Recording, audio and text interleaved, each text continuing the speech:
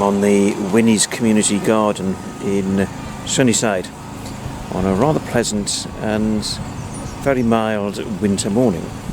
Now, you might be able to hear some machinery working in the background. It's the generator for somebody who's come in to convert a trunk of a tree into a work of art.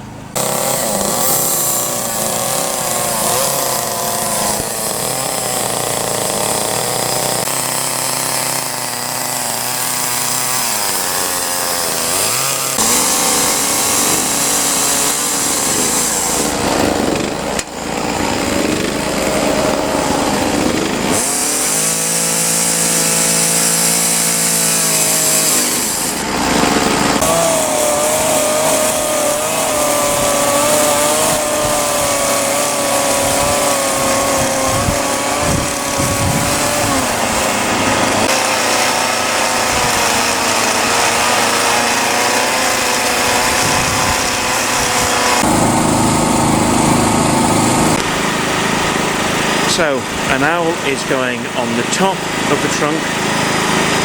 There's going to be another two animals going on, but at the minute we've got to keep it a secret as to what those animals are, and they'll be unveiled sometime later in the spring. And here is the finished result.